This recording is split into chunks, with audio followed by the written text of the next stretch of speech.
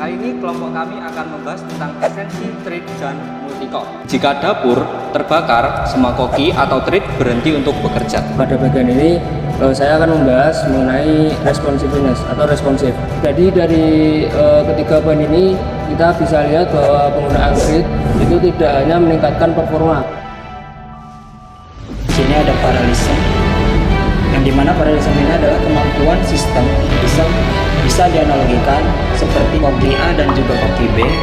Apa artinya jika aplikasi 70% paralel dan 25%? Kasir A hanya bisa menginput 10 menu dan kasir B hanya bisa menginput 8 menu.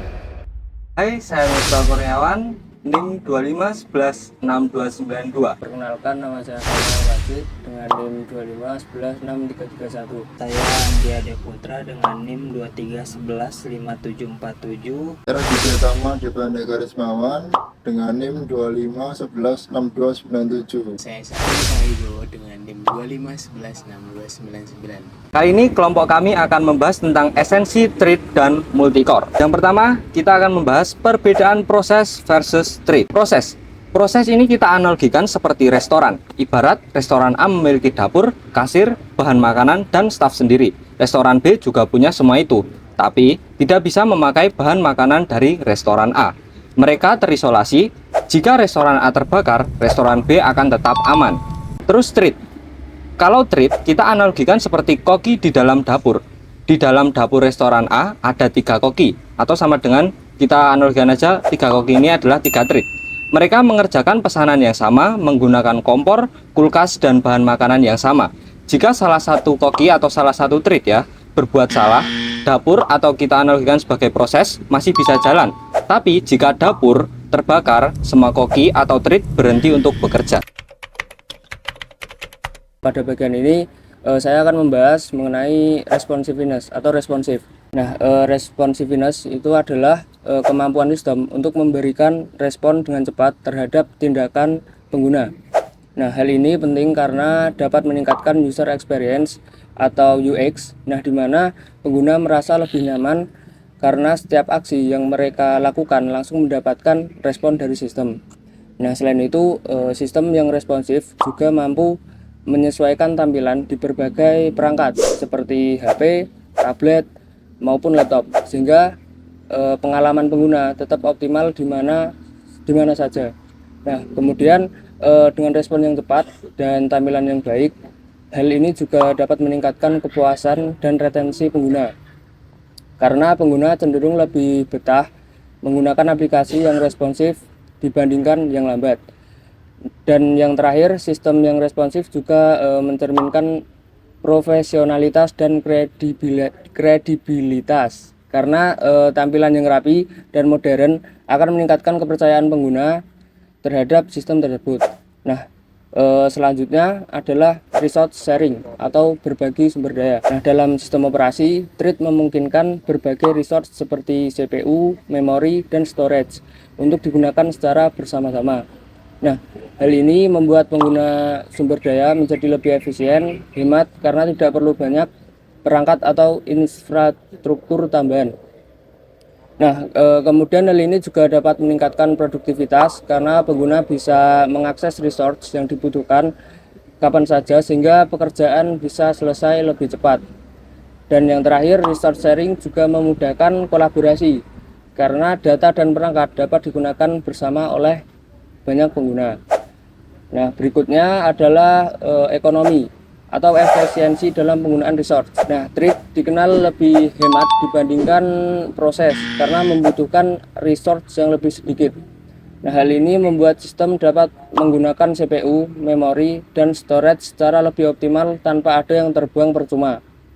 Nah, selain itu, pengguna resource yang efisien juga dapat mengurangi biaya operasional seperti listrik dan kebutuhan perangkat keras.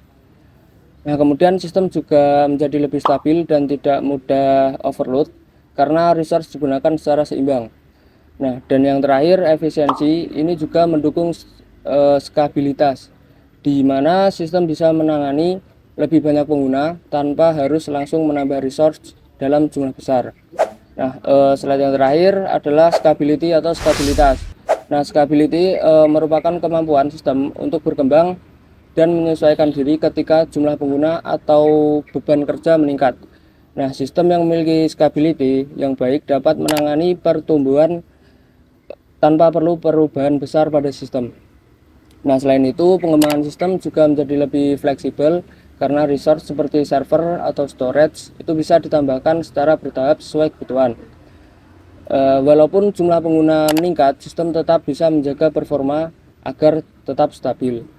Dan dalam jangka panjang, hal ini juga membuat penggunaan biaya menjadi lebih efisien karena resource-nya hanya ditambahkan saat benar-benar dibutuhkan.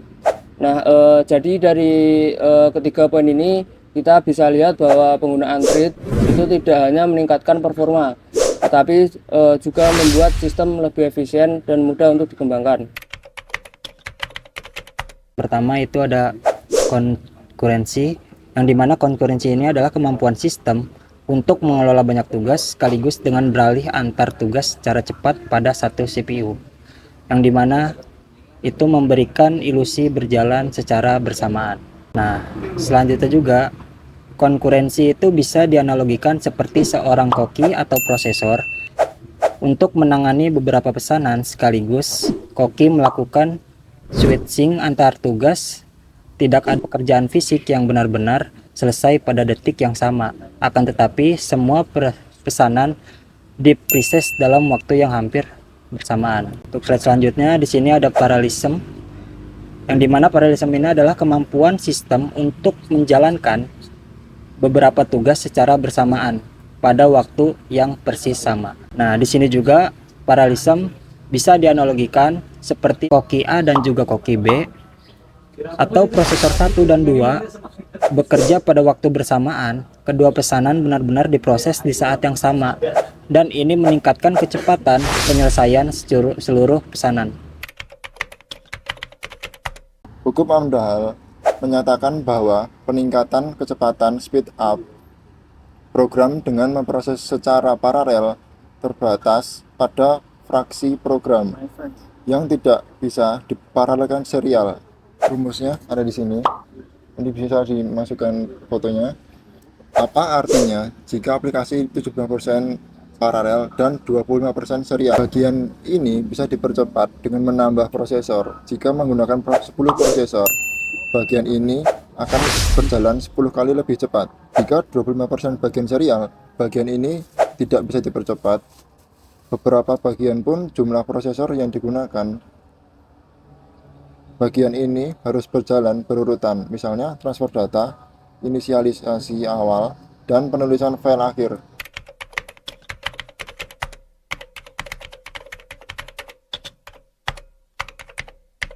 Di sini karena ada hukum Amdahl, meskipun jumlah core bertambah, bagian kode yang tidak diparalelkan akan membatasi percepatan total. Jadi, meskipun jumlah core terus bertambah, bagian serial adalah tembok yang membatasi percepatan. Analoginya, jika suatu restoran kokinya bertambah banyak untuk mengerjakan setiap menu makanan, tetapi di setiap kasir hanya bisa mengerjakan beberapa menu. Contoh, kasir A hanya bisa menginput 10 menu dan kasir B hanya bisa menginput 8 menu. Tetapi setiap kasir berbeda untuk inputan menunya, sedangkan pembeliannya banyak. Jadi setiap koki itu bisa mengerjakan bersamaan atau semua menu multicore paralel, sedangkan setiap kasir hanya bisa mengerjakan sesuai inputan kasir. Jadi seorang kasir tidak dapat membantu menggerakkan inputan kasir lain. Oke, sekian dari kelompok kami. Terima kasih.